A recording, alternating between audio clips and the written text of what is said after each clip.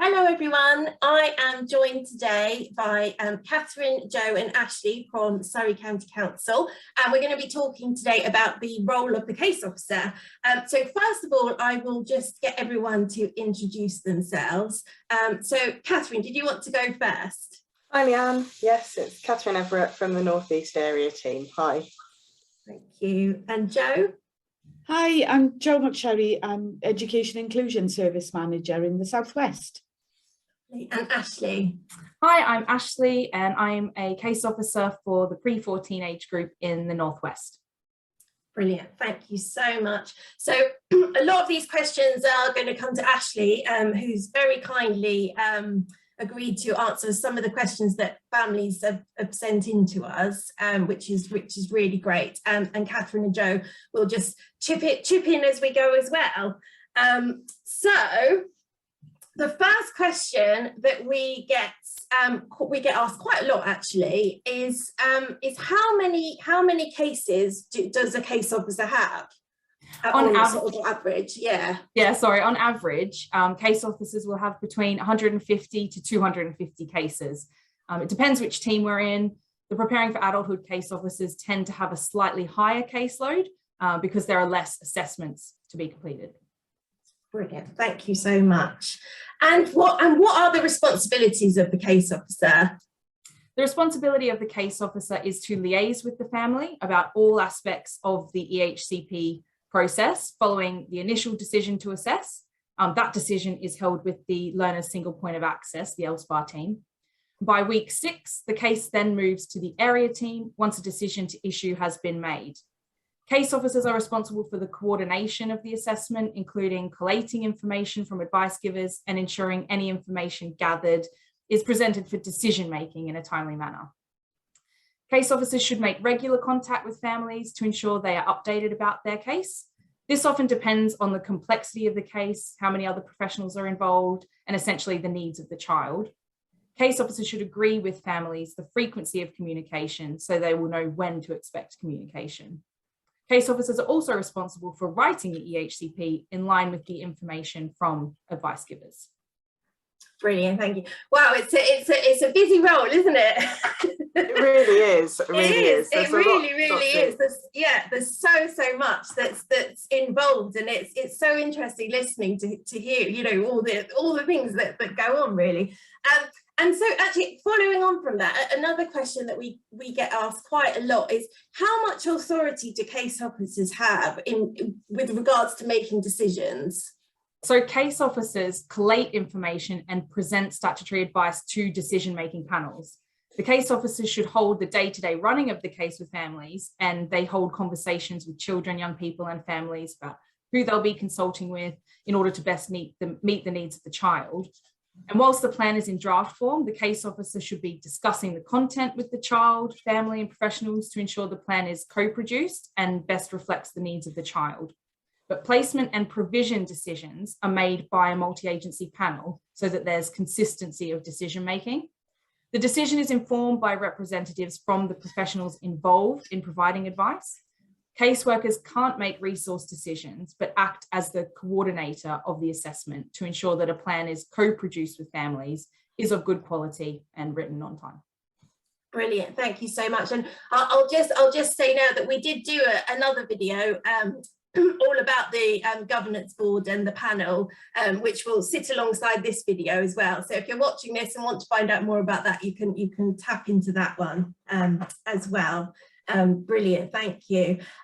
So another thing that we hear from families quite a lot is they report they often report changes in a case officer, and it sometimes might seem that there is quite a high turnover of case officers. Can you tell us why that is? Yeah, staff turnover in SEN teams is a national issue, and recent home working because of COVID has not supported best practice in terms of induction and supervision. The LA are investing in training and developing our induction and supervision practice. There are high expectations of case officers, and there has been a huge investment in training. All case officers are now receiving training for the NESEN Casework Award. Some case officers have moved on, but we hope that this will settle and case officers will all be able to work at a high standard, feeling more empowered within their role. Brilliant, thank you so much. And actually, we're going to come on to the training you get later, which is really, really exciting. So I won't get too carried away. I'll carry on with my listener questions first. So in terms of annual reviews, again, this is something we get asked quite a lot. Is what annual reviews would a case officer be expected to attend? We're particularly focused on attending annual review meetings for children in care and where children are missing education. There are priority reviews for those children in key stage transfer years or where there has been a significant change in need. The information from all annual review meetings is reviewed by the authority and a decision will be provided to the family within 4 weeks. Case officers are not required in law to attend all review meetings. You can see the Code of Practice paragraph 9.166. Brilliant, thank you so much. And who is responsible for ensuring case officers are working efficiently? The line management of case officers is by the senior case managers, who are in turn line managed by the area SEN managers.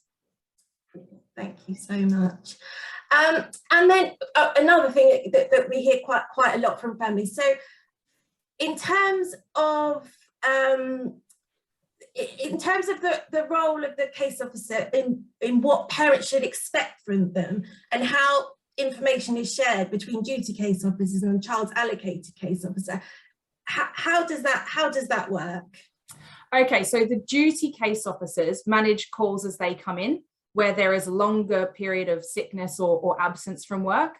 A log of activity is kept and then this is passed to the child's case officer on their return to work. Brilliant, thank you so much. And we're coming on to the training now that we mentioned earlier. So in terms of training, what training do case officers receive and what understanding of special education needs do they have? So all case officers are familiar with the SEN Code of Practice, and all case officers are currently undertaking the NESEN Casework Award at either level 2 or 3, and this will be offered to all new staff as part of the induction.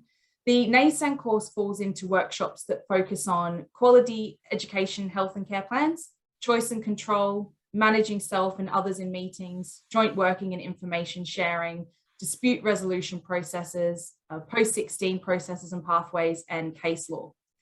We have regular supervision is in place for all staff, as are regular updates via Teams meetings. Shadowing and buddying is also provided for all new staff.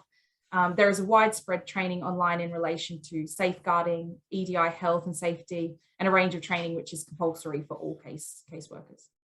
Brilliant. I mean, that sounds really, really exciting. I know when a while ago when we looked at myself and Benedict actually saw this award, and then Surrey said that they were doing it, and it sounds really, really positive in skilling case officers with everything that they need. So that's fantastic.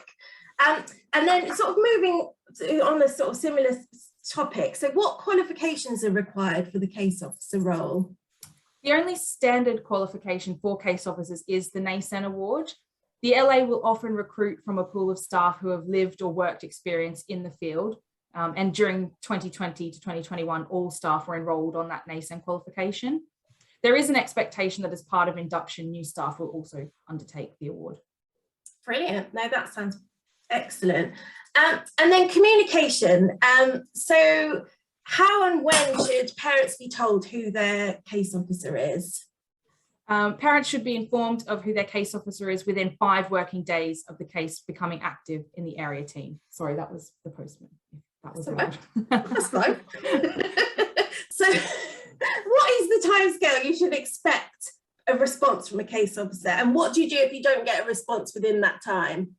A case officer should acknowledge receipt of communication from a family within 48 hours if it's by email, and offer a full response within 5 working days. But if that's not possible for any reason, then the family should be alerted to that. If a phone call has been made, the response is expected to be 24 hours. If a response is not received, there is an escalation route to the senior case manager and then the area SEN manager. And if there is still no communication, the family can contact the education and inclusion service manager for the area team. Brilliant. No, that's really reassuring to hear, actually, because we do hear from families and what do we do? So I think this will be really, really beneficial for that. And how and and when should parents be told who their case officer is when their case officer leaves and somebody else takes over? And whose responsibility is it to inform the parent of that change?